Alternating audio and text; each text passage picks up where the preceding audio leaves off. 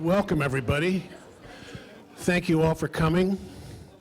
I want to welcome our members and history aficionados and Ed Borein fanboys and girls who are here to learn a little bit more about him. This is a kind of a culmination of a long project here at the museum. Museums publish, and great museums publish great books. And I know we've published a great book, so maybe we get to have that great part attached to us as well.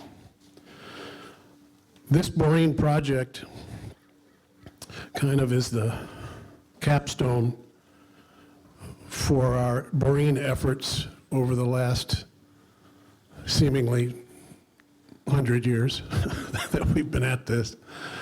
And we can't start without acknowledging the hard work of Warren and Marlena Miller for all the hard work they did on the gallery, on the book, and their persistent passion that they have for Edward Borein.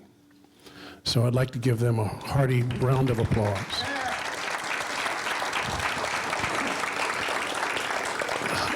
I want to thank our trustees and our very hard-working staff. This is the first real sit-down like this we've had in the last 18 months, and we're glad to be back. And all during that time, with a somewhat limited staff, our director, Dacia Harwood, has done a wonderful job in keeping the ship of state going in the right direction.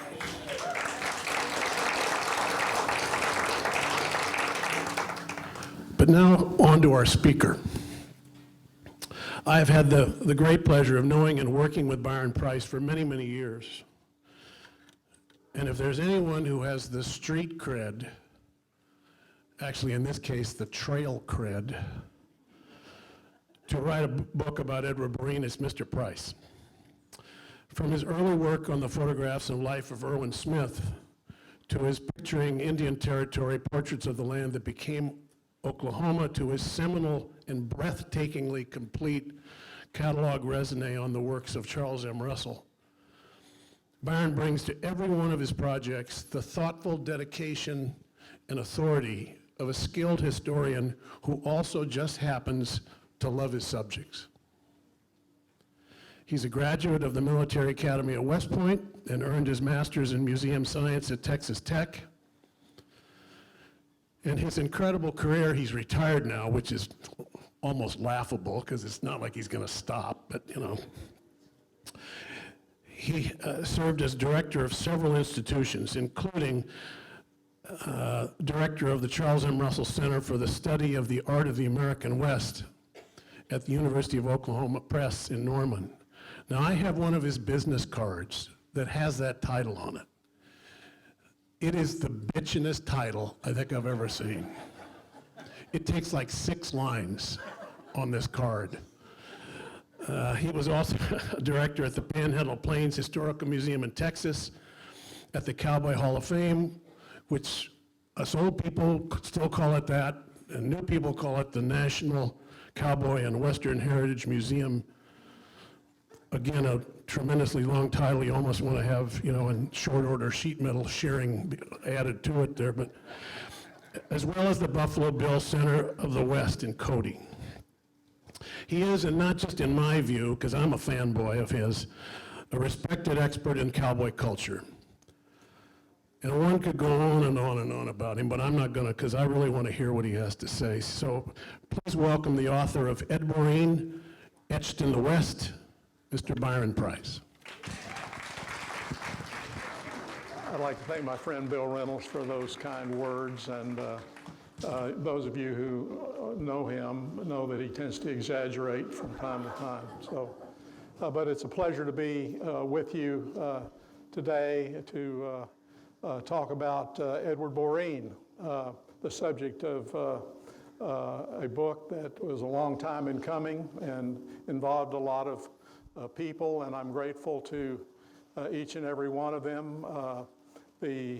First of all and foremost, the staff of the museum here, and most importantly, Marlene Miller and Warren Miller, who have extended me on more than one occasion their hospitality, both here and all over the West, and have been the integral part of creating this, the real guts of this book. And it was their constant encouragement that has led me to finish the project. Sometimes the end was in doubt, but they were very encouraging, and I hope that I've done them justice. I hope I've done Edward Borein justice, and I would really like to take a few moments and review some of his life and accomplishments with you. Some of you know more about Borein than others, and I hope that it'll be at least a preamble to your actually reading the book, or at least looking at the pictures. That's the benefit of a great art book, is the pictures, as they say, in Oklahoma. Anyway, let's start with Ed Borein's childhood, a good place to start in any event. Born in San Leandro, California in 1872, he was a precocious youngster who early on got the bug to draw and was producing art when he was, even before he attended school. Here you see, I would always like to point out the beautiful little bugle that's at the bottom of his outfit, right under his right arm there, or right hand. Pretty neat little thing that undoubtedly his mother endowed him with at that time. He was the child of Peter Borein and Annie Blake Borein.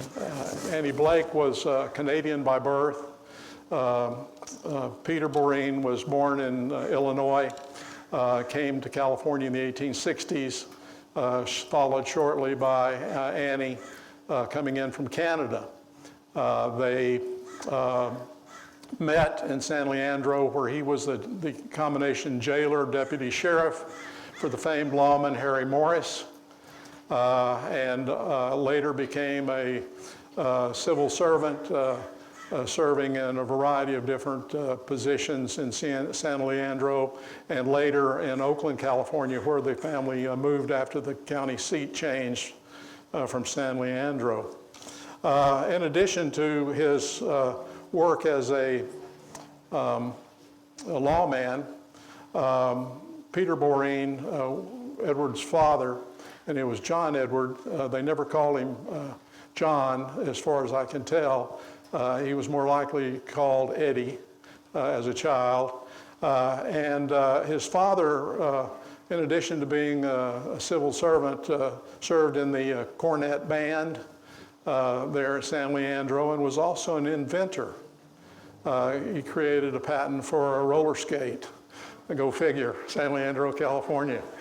I don't even know if they had a sidewalk, but at any rate, moving on, this shows you the family, his sisters and brother, two brothers. He was the oldest child of the group. They all turned out to be useful citizens.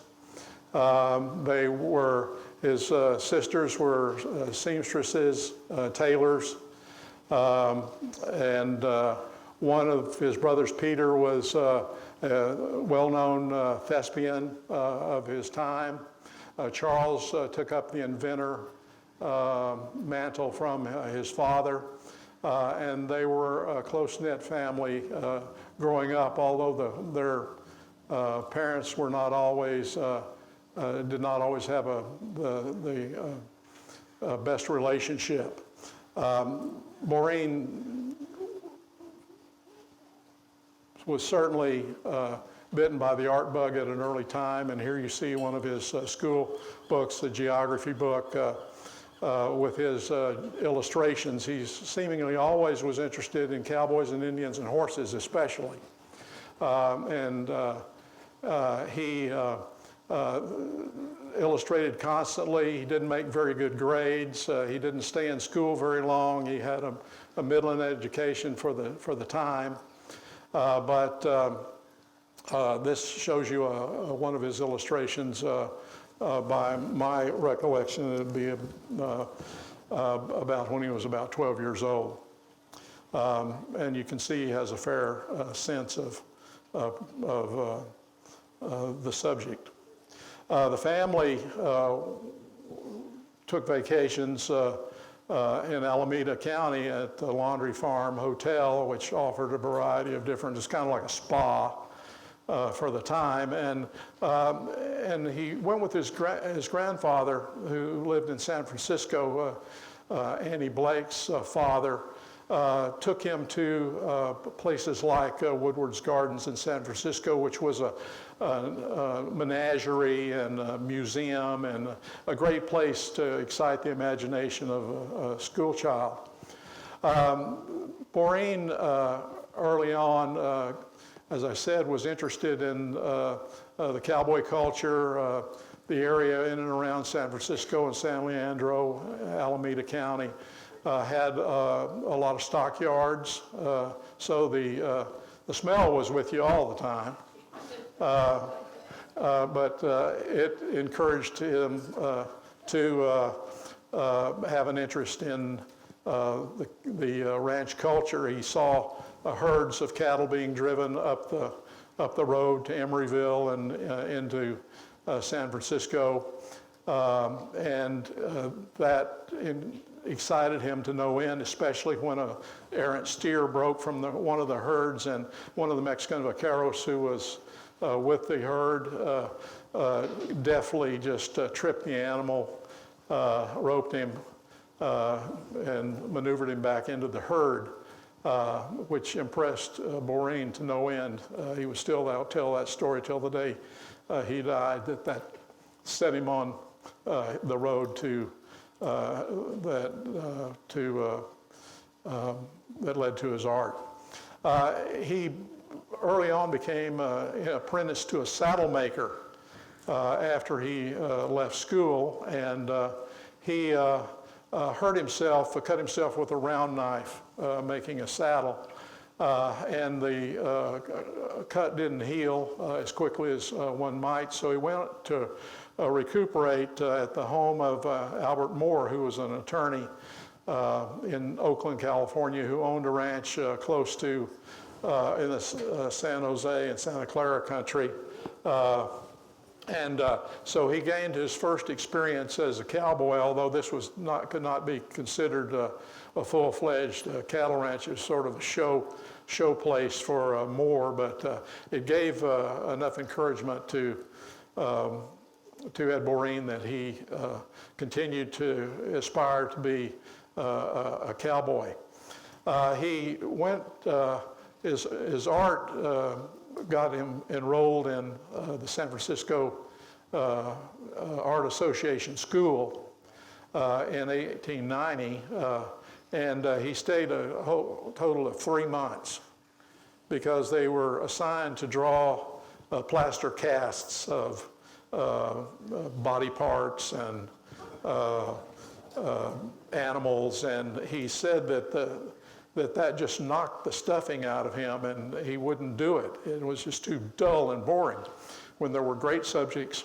And so he left the school after only a month and never went back, and that was the only formal art or education that he had until somewhat later. He decided that his future was in the life of a vaquero, and he began to work on ranches in the California area, from the San Jose area all the way working down toward Santa Barbara here and on into Los Angeles. Rancho Jesus Maria was a formative experience for him. He got a letter of recommendation from the manager of the ranch when he left that he carried with him all his days, and he hung it in his studio. It attested to his competence as a vaquero. But you can see that he, just by these couple of images, and that's Borein on horseback at Rancho Santa Maria in the 1894 era. While he was there, he got the opportunity to send some of his drawings to a new magazine that had been launched by Charles Lummis called The Land of Sunshine, which was a promotional magazine attracting tourism and reflecting culture, and particularly the Spanish and Mexican culture of California. The check that Borein got back in return was worth 2 or 3 months for what he could make as a vaquero, and so this really attracted him to believe that art might be in his future as far as making a living might be concerned, but he still had some wanderlust left in him, and so he moved on down to the Rancho Malibu, right where Malibu, California is now, owned by Frederick Hastings Renge, and managed, at least on the range, by the range boss Francisco Ruiz, who didn't appreciate Borein mixing cow work with art. During infrequent breaks in the saddle, Borein would pull out his sketchbook and begin to sketch the activities that he saw. And this irked Ruiz. He said, "You'll never become a great vaquero unless you devote full time to the exercise." Renge facilitated Borein's first trip into Mexico. Borein felt that there was more to learn about cowboy life, and the best way he could do that would be to go to the place where it began in the New World, so to speak, and he went into Mexico with the idea. Actually, he worked his way down through Baja California, worked his way into Mexico, and spent months traveling around and experiencing life in Mexico and sketching what he saw, working as a vaquero and odd jobs around, developing his skills as an artist in the drawing with pencil and pen and ink, and also working in watercolor, but all wanting to capture the details of what he saw, and he was completely focused on portraying the life that he saw in its purest form. Interestingly enough, he rode by stagecoach in Mexico quite a lot, and out the window of the stage he encountered a group of prisoners who were going to Culiacan, Mexico. They were enemies of Diaz, the president of Mexico, which would ultimately be ousted by revolution. He sent some of these illustrations back to Lummis at the Land of Sunshine, who published them. But I always thought that this flat form illustration had a lot of modern look to it, and showed that he could get the general idea of a picture without necessarily devolving into so much detail. He worked his way around California, or around Mexico, and came out in the Southwest, in New Mexico, Arizona, before returning to Oakland and home in 1900. There he decided by this time that he would try to hone his career as an artist, and so he immediately was able to link up with some fellow artists and other literary types who were part of the Lotus Club. And they funded a publication called the Muse. And amongst the illustrators of the Muse were Edward Borein, and these are some of his early works. And also Maynard Dixon was a famous artist who worked for the Muse during its very brief existence. But you can see not only the subjects that were interesting, Edward Borein, but his design sense. The work on the right with the pottery linking around this poem, I think is a great exhibit that will, or a great indication of his design sense that will exert itself over and over again in his career. He had the good fortune to run into Maynard Dixon, and they hit it off because both of them had an interest in the range culture, and they determined to take a trip, which they did right after the turn of the century by horseback. Imagine, if you will, launching from San Francisco by horseback, going over the Sierra Nevada mountains in and around Reno, Nevada by horseback, then circling back up into Northern California, into Oregon, bound for Montana. It was their goal, but they didn't reach that far. They sort of got trail foundered after being several months on the range, and they turned back and sold their gear and their horses and took the train back to San Francisco. But this shows Dixon, and they would be friends for the rest of their lives. Borein went back and forth to Mexico more than once in the years that followed, and particularly in 1903, he went down with Owen O'Neill, a geologist from Santa Barbara, who was working in northern Mexico in the mines there. Borein went to Guadalajara and worked for a photography shop and developed a real interest in cameras and utilized a camera in his art for the rest of his life.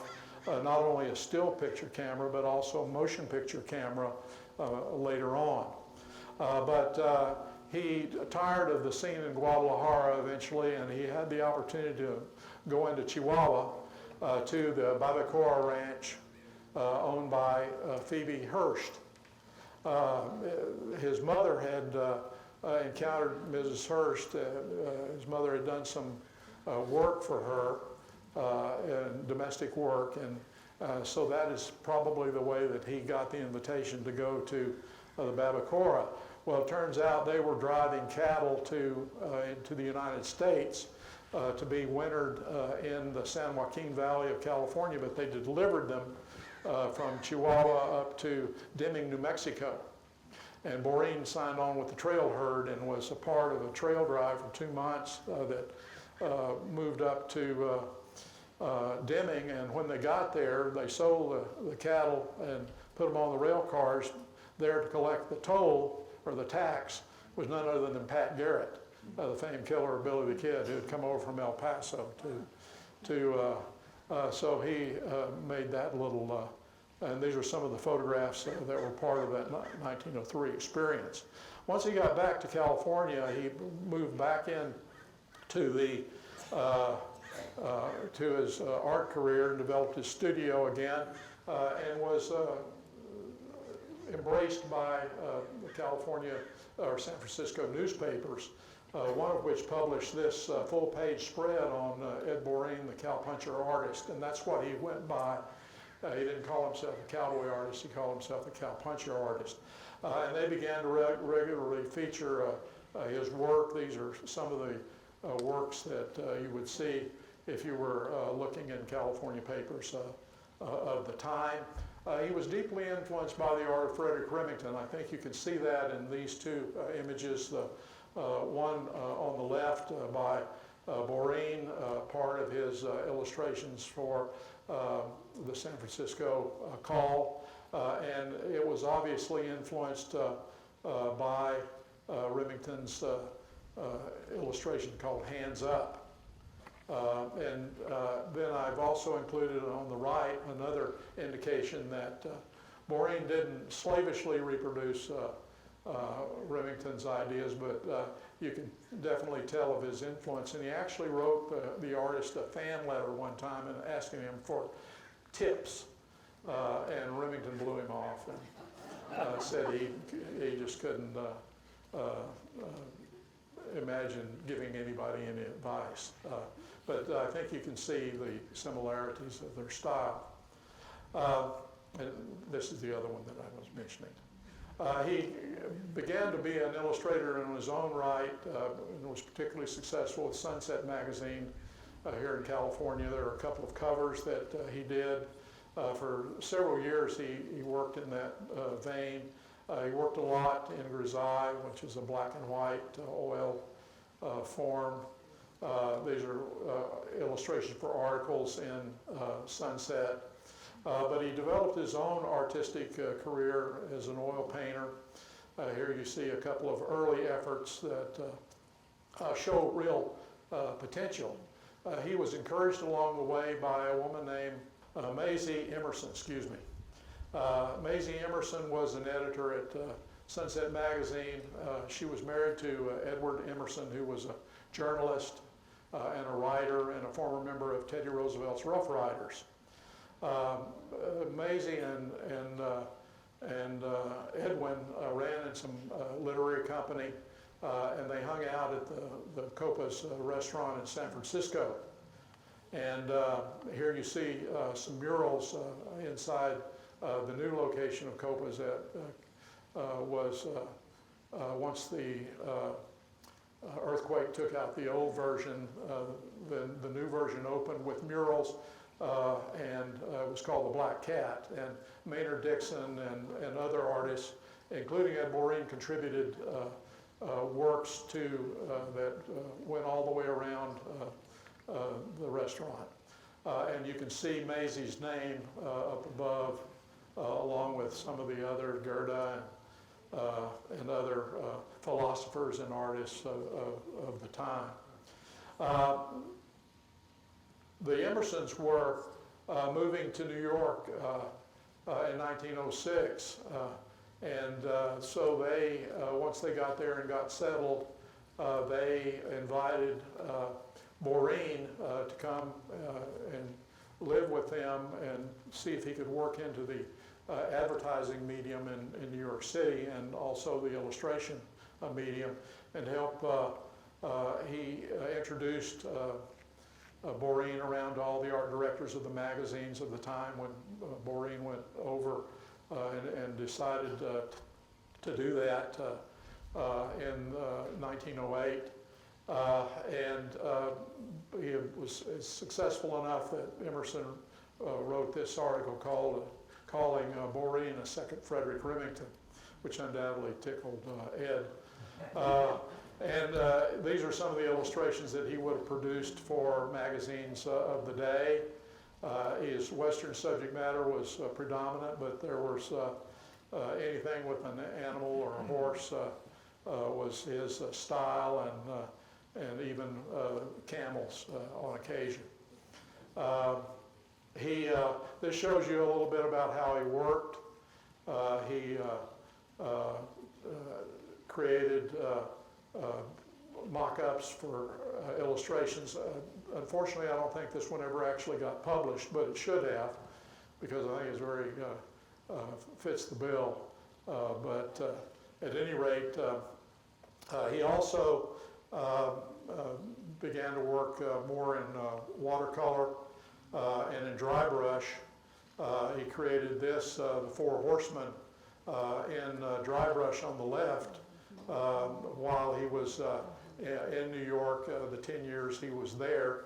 And then he reproduced a different version in oil later on. This version on the right is at the Buffalo Bill Center of the West.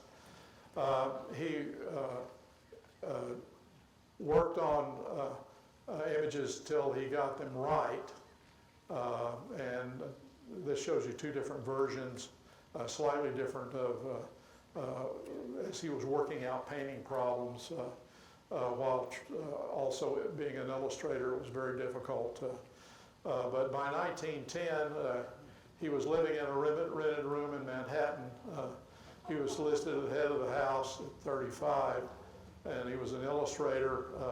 There you see all his mother and father's lineage, and then he was living with, or sharing a room with Gunnar Lindholt, who had immigrated to the United States and was an artist illustrator. And then there were several other people occupying, artists occupying other rooms. So he left the house or the room that he shared with the Emersons ultimately. He did make progress, particularly working in India ink and gouache and dry brush.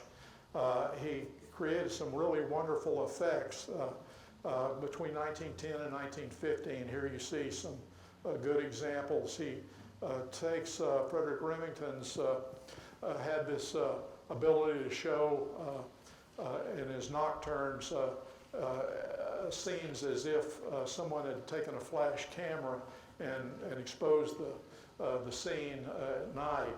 And it's clear to me that Borein was doing the same thing and Vaquero was watching a grass fire. This looks like someone took flash. This doesn't look like necessarily a grass fire might look uneven. These are some of the illustrations he was doing at the same time.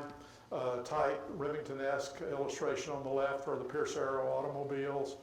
And then the image on the right shows a more modern sensibility, the more poster-like, less detailed, showing that he could really handle both kinds of art. He also would continue throughout his career to do illustrations on occasion. John B. Stetson took advantage of his work later on. Included the Eisenbergs ad from right here in Santa Barbara as a good example. By this time, by the 1914, he was really becoming much more adept at portraying action, as shown here. And it was about this time that he ran into someone who would influence his career in friendship for the rest of his life, and that was Charlie Russell came to town, and Borein found out about it and found a way to go to his show, introduced himself, and this was like a magnet coming together.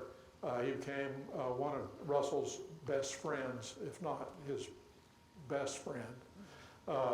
They were friends for the rest of their life. Here are a couple of scenes showing Russell and Borein. They would ultimately show together at the Calgary Stampede beginning in 1912 and in the Winnipeg Stampede in 1913. He also, around that same time period, encountered Will Rogers. He went to see Buffalo Bill's Wild West, and Will Rogers played Buffalo Bill's Wild West only 5 times in his whole entire life, and this was the last performance that Will Rogers did his trick roping act with Buffalo Bill there in Manhattan. Actually, it was over in Brooklyn, but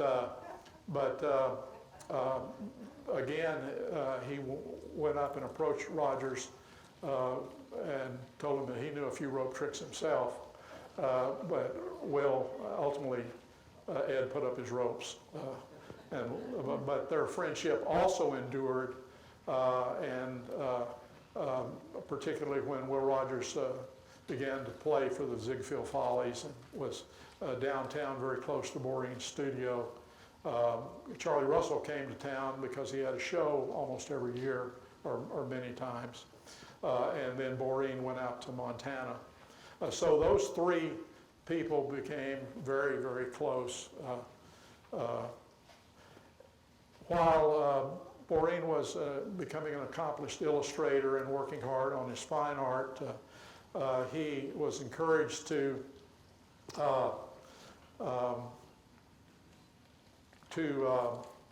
take up etching. He had experimented with this even before he had left California. California Etching Society had just gotten started. So he looked at the curriculum at the Art Students League and found that Wojciech Presig, Czechoslovakian artist, was teaching etching. This was a natural for Borein. The discipline of working in this medium really fit his style, and he saw that one could produce multiples and perhaps work on volume instead of as well as doing individual paintings. So here are a couple of his very first efforts, which it looks to me like he was pretty much born full grown into the etching business. He only took this over a couple of part-time over a couple of years. He would produce over 400 etchings, maybe closer to 500, and subjects that mimicked the other subjects that he was doing in drawing and watercolor and oil painting. And here are some select examples. He moved his studio several times in New York, and his studio was full of artifacts that he used for details of his paintings. And here you see Native American objects and cowboy, Mexican vaquero gear. Those were the subjects he was interested in. Interestingly enough, one of his studios was right above the Indian Exhibits Company, which was a company that handled Native American artifacts for the Broadway stage and for plays and for collectors in New York. And they handled all kinds of basketry and pottery and beadwork and all of that sort of thing. And this is how Borein, I believe, and this letter was a letter relating to and referring to Edward Borein and Charlie Russell. But I believe that this is how he got a lot of his stuff. He may have traded some of his artwork for the like. He developed friendships quite easily. He became friends with a man named Billy McGinney, who, if any of you know who he was, a great rodeo performer, Wild West show performer, and also a member of Theodore Roosevelt's Rough Riders. McGinney and Edward Emerson introduced Borein to Theodore Roosevelt, and they actually rode, the trio of them rode from Manhattan horseback, got on a ferry, and then rode to Oyster Bay in their full Rough Rider costumes. Borein was provided with one because he was the only, I think he was the only honorary member of the Rough Riders group, but he helped deliver the flag that had been loaned to a group in New York back to Oyster Bay. McGinney and Borein here are in a Wild West show and rodeo kind of situation. There were 3 or 4 different rodeo performances that were aided and abetted by Edward Borein, who utilized his artifact collection from his studio to outfit cowboys and Indians for the Wild West performances, generally done for charity. I mentioned the 1912 Calgary Stampede that Borein participated in, both as doing advertising art for the Stampede, but also doing, they had an art exhibit underneath the stands at Calgary that had this traditional exhibit with Russell's art, Borein's art. Here, this shows you with them posing with the dignitaries. Borein is, I think, the 4th from the right there, and then Russell's three more down in the middle. One of the paintings that Borein took to Calgary was this one. He had obviously studied the nocturnes of Frederick Remington fairly closely, because although he couldn't get quite at this particular time to, and this is one of the only nocturnes that I know that he did in oil, but certainly it sold in Calgary, so someone liked it. His bucking horse, called ICU, became the poster image for the Calgary Stampede into the 1920s and beyond. He gained such a reputation for doing this work that he was called upon on several occasions to do the advertising for Wild West shows, the Stampede at Sheepshead Bay, New York. For example, this image was reproduced as a poster for a 1916 image. Borein also participated in performances of sort of a little theater or Wild West show group locally that included such people as Will Rogers, Leo Carrillo, who was with the Cisco Kid, you may recall, who cycled through Santa Barbara before he went to New York. Will Rogers, Fred Stone, who was the Scarecrow and Wizard of Oz on his first stage presentation, and also during his time in New York, Borein was a part of the Chin Chin Cowboys, as they were known, which was a sort of a polo group that included Will Rogers and Fred Stone. Periodically, Ed Borein left Manhattan and had to go west. He went to places like the Crow Agency in Montana near Sheridan. He went to the Southwest, all of which to provide sketching opportunities for him. And he began to really improve in the 1915 and 1920 period, probably his best in terms of oil painting. He frequently made a painting and an etching of the same subjects, and I'm going to show you several. The horses, riders, horsemanship were incredibly important to him. He developed a real knowledge of all, and he could portray a bucking horse better than either Remington or Russell, in my opinion. He just had the knack.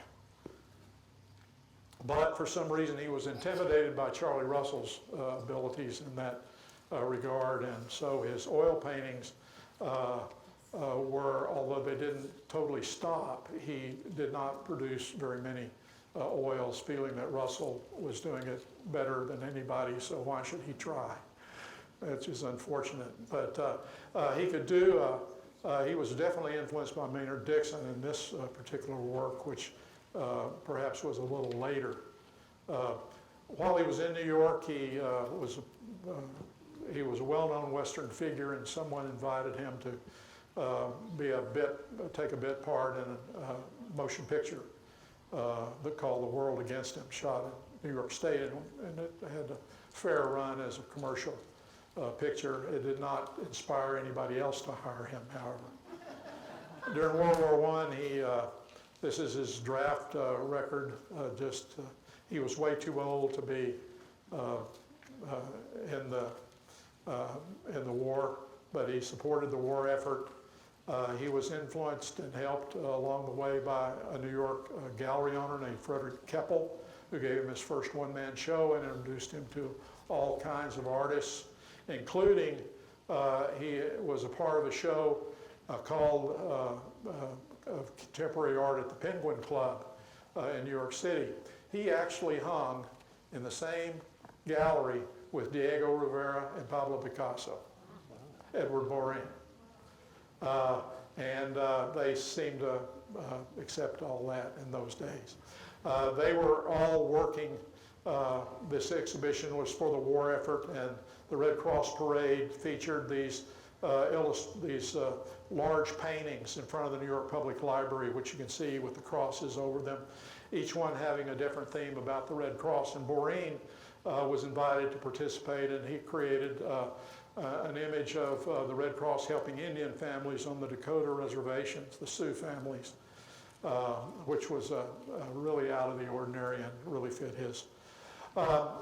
He came back in 1919 after the 13 Winnipeg Stampede to the work again for the Calgary Stampede. Look at the design that he creates with a steer's horn that curves around the bottom of the S. He was a masterful designer. But he had done his time in New York. After 10 years, he was anxious to come back. He opened a studio in Oakland.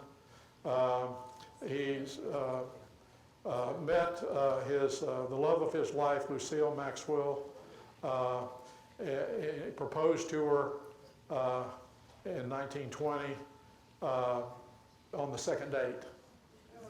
And they really hit it off, and ultimately would wed at the La Salle down the hill from the Southwest Museum in Los Angeles. And his friend Charles Lummis, they were wed on a chief's blanket in his home there. And Borein typically signed his guest book, which was a cherished sort of thing.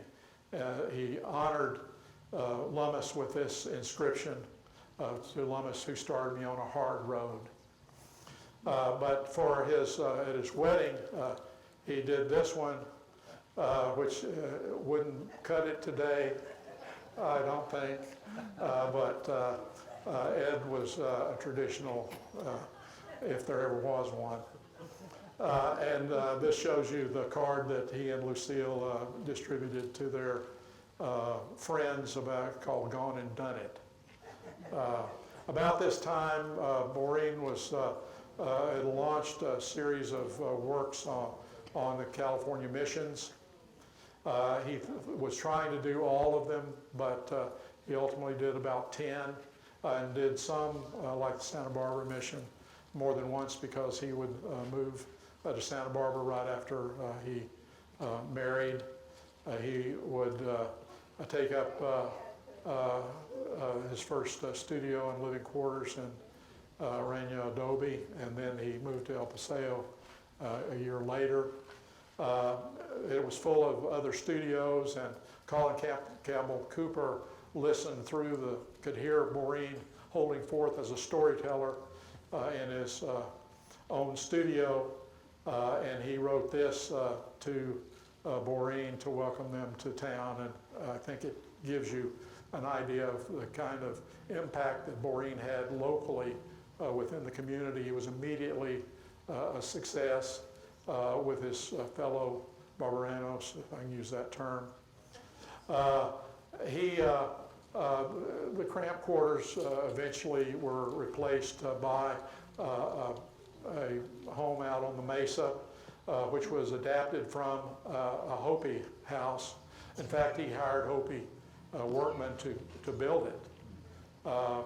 And it was called La Barranca. And here you can see, if you notice the little oil derrick tipping over in the horizon there, it was full of his artifacts and objects that he loved. He did quite a bit of business with the Hubble Trading Post out in Arizona at Ganado, if you know where that is. And it must have been a really lovely place and a warm place that really reflected its occupants. He was still getting quite a bit of exposure from the San Francisco Chronicle and other newspapers, really giving his etching career a boost. Collectors were finding their way into his studio, people like Bradford Britton, who he had known in New York during his days promoting Wild West shows and rodeos for charity. Britton established a ranch in Bighorn, Wyoming, and asked Borein to do some freezes, which he did. These weren't the only ones that he would do. The Tecolote Ranch he would do those for his,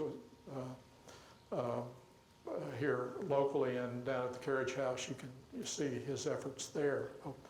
For Edward Borein, who was his kind of collector, he did a Christmas card. He did a special special India ink drawing with celebrating him. He never totally abandoned illustration. These were for a book called Ranch on the Beaver by Andy Adams. He would illustrate also the biography of Billy the Kid, and he would illustrate The Pinto Horse by Charles Eliot Perkins in 1927. And Borein had a real fondness for rodeos. He was very accomplished as a field sketch artist, as much as he was in his studio. He banded together with some in the community here to establish the Old Spanish Days Fiesta.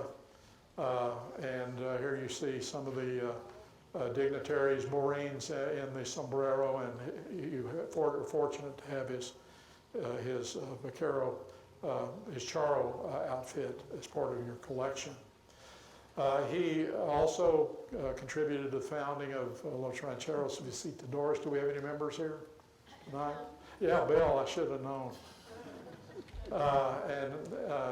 And is responsible in many ways for promoting the organization into what it became.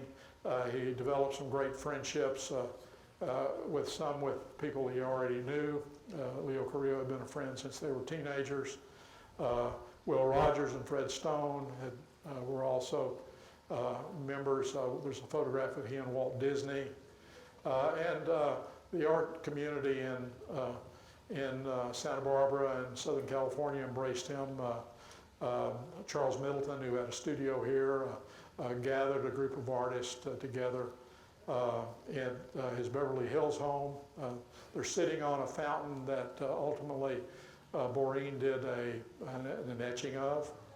But Borein was comfortable with all the artists, and they liked to be around Ed Borein because he always had a story.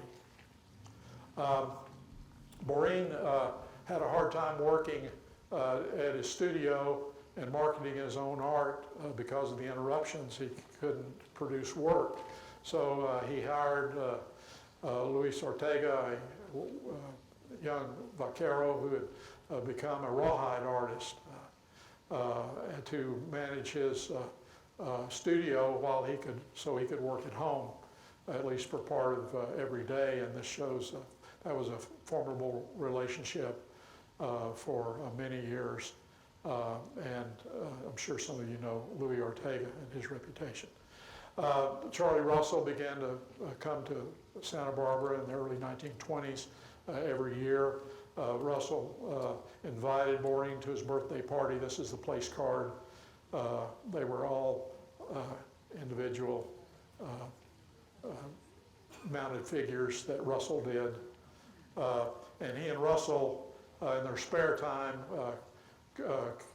created little figures and miniature gear. Russell did the horse, and Borein did all of the gear, and you're fortunate to have that here as well. Another shot of,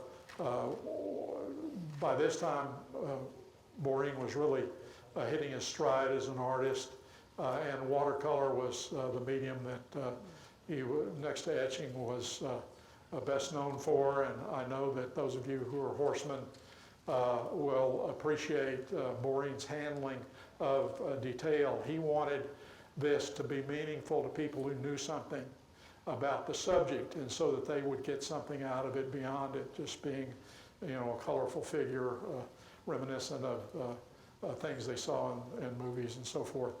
So he was very attentive to detail and always wanted to point out something that he was sure that other people didn't know.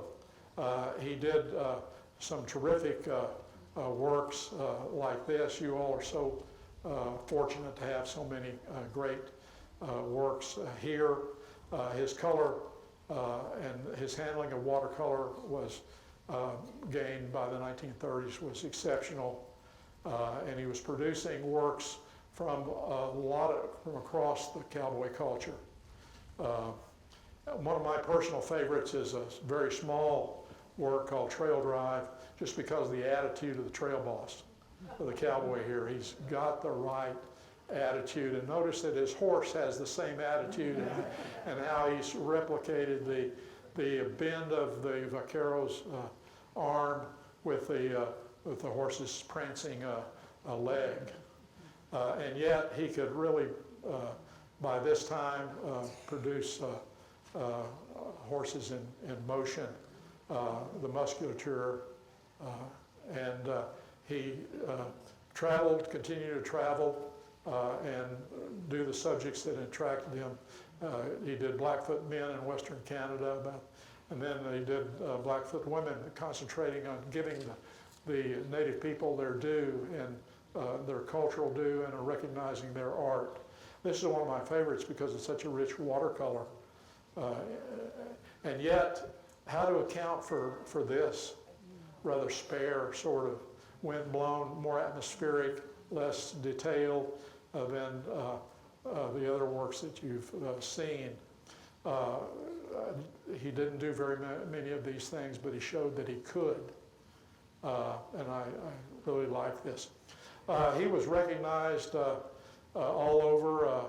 This was J.W. Williams was one of the foremost cowboy cartoonists of his day in the early 1940s, and this sort of spoke to Ed Borein's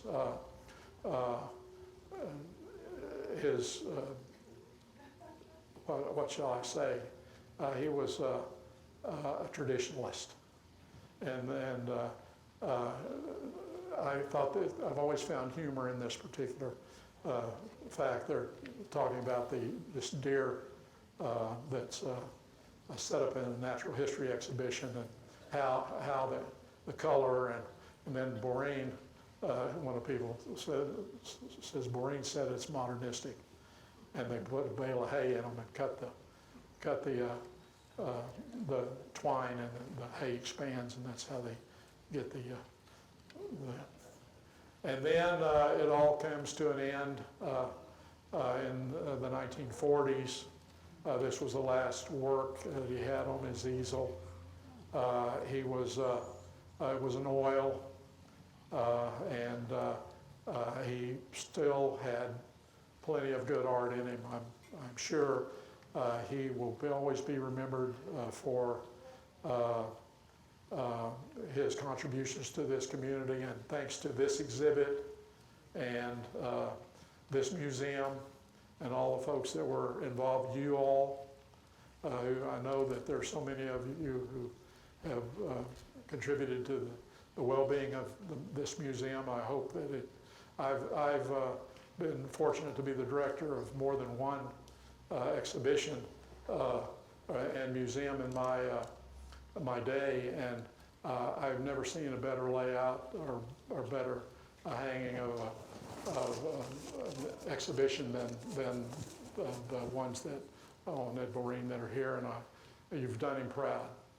That's the end of my story, and if there's any time, we're good. I'll be happy to answer any questions that I have. I feel like I've short-handed Ed by showing so little of his work, but any questions that you might have? Okay. Yes, ma'am. How did he die, and did he have any children? He had no children. He died, he felt ill. He had some sort of heart ailment. In 1945, he took ill one day and then died the following day. Yes, ma'am. Where are most of his works? Are they in Santa Barbara? There are a goodly number of works in Santa Barbara, but there are works in every major Western museum that deals with cowboy culture, and there are a lot of collectors that are, and this exhibit has benefited from some of the great collections that there are. It was also very difficult to pull this together. Marlene, as the guest curator, would tell you that it was hard to get people to part with their Boreins to have an empty place on their walls.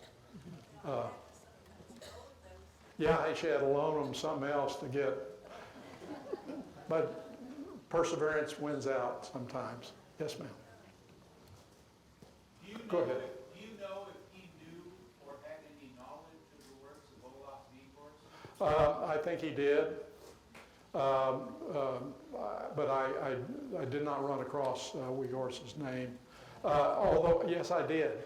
He met Weghorst at Bighorn, Wyoming, around Bradford Britton's place, and in Sheridan. He absolutely did. Yes, ma'am. Is that Mary? Do you have any idea what happened to the murals at Couples Restaurant? They were torn down. Yeah, that just crushed me when I found. There's a couple of fairly limited edition books about those, and I looked for every photograph I could possibly find. They only portray those two sections and not the whole thing. Yes, sir. Could you speak to his printmaking just briefly? Well, he was accomplished as a printmaker. He knew all the processes, etching, dry point. You'll see in the exhibit his press. There are some of his plates here and some of his tools. He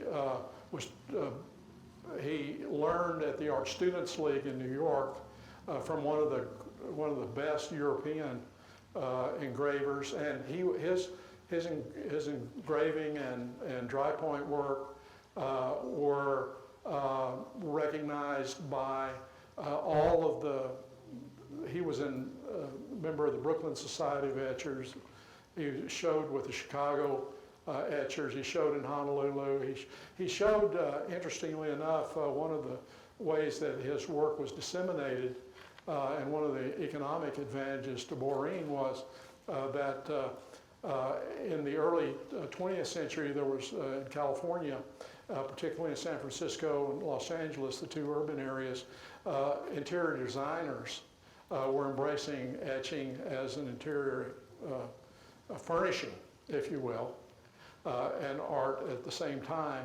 And so he had one person show at Gump's in San Francisco, more than one, and also at interior designers in Los Angeles. So he was his work was and as a matter of fact, one of the great American etchers, Child Hassan, who was also a great painter, did an etching of Borein here in Santa Barbara on the street, and you can see that in the show. So check that out. That was a tribute to Borein, and they were young men at the same time in New York, and most of these artists were, at least for a while, were working commercially as well as trying to find their way as a fine artist. Yes, sir. You know if the house still exists on the basement? No, unfortunately, in the 70s, I believe, it was torn down after a gallant effort, but I think they just wore them down. Yes, ma'am. Did he have family members, not direct, the family members got a lot of the artwork, because I think I knew. Well, we have at least one family member here today, but I don't know about, undoubtedly, there are records of him giving works to various family members. his brothers and sisters primarily. Anything else? Well, thank you. Oh, excuse me. No, just they were destroyed, unfortunately, when they tore down the Black Cat. Looked like a great place. Yes, sir. Most of Borein's works are titles. Did he assign those titles himself, or was it done by others? He was very lackadaisical about titles. And so he didn't much care. Some he did if he was called upon to title something, but he was just as likely not to have titled something. But yes, he did do probably, I'd say most of the work, you know, he applied a title to, but some he didn't. And you know, other people did. Oh, one more? Okay. Regarding like his character, do you have any feedback or any like description of his character, his personality, from what you could tell from? Well, he was a very warm person in terms of if you were his friend, you were his friend, and he loved to talk shop, and he loved to engage people who came to his store, and he loved to tell stories, and it was that storytelling ability both in art and orally. They said that Will Rogers and Charlie Russell shut up when Borein was telling a story, so he had a real knack, and that was the thing that engaged. You know, he could find something that would touch everybody. Likewise, he could be pretty grouchy. You know, if somebody rubbed him the wrong way. There's a story of the woman who came in and asked about an etching, and she said, "How much is it?" And Borein said, "Well, it's 30." And so she gave him, she gave him 30 cents. And he had to give her change, but he did it without complaint. Yes, ma'am. Do you have any idea after Edward died, did his studio remain open at Elvis Sales for any period of time? It did for a while, and then I think I describe it in that chapter, another gallery owner, a woman who was close to Lucille, helped her market his work, as did, he had such friends like you couldn't believe, that after he died, they promoted his work as if he were still alive, and they created a couple of books, and they made sure his reputation lived on for a while, because they were so, a guy who was so involved in the community with the rancheros and with the Spanish Fiesta, and just as a fixture in the business community, and was always, he would give to the war effort, he would give to the community, give works to be auctioned off for this or that. He was a real person that you would like to have in your community. Yes, sir. One short question. Did he ever do any graphic work for Old Spanish Days Fiesta? Yes, he did. He did programs and things of that nature. He did the Lobero Theater, some of their stuff. He did things for the Automobile Association. People who needed, work, he would deliver if he could. And he always had that great design sense. And I think he got it from doing, when he was a youngster, some of his art was applied to making cards that were in department stores that had the price tags. They were the price tags on merchandise, and so he would figure out a colorful way and a attractive design for even those sorts of artworks. Well, thank you so much. It's been a pleasure.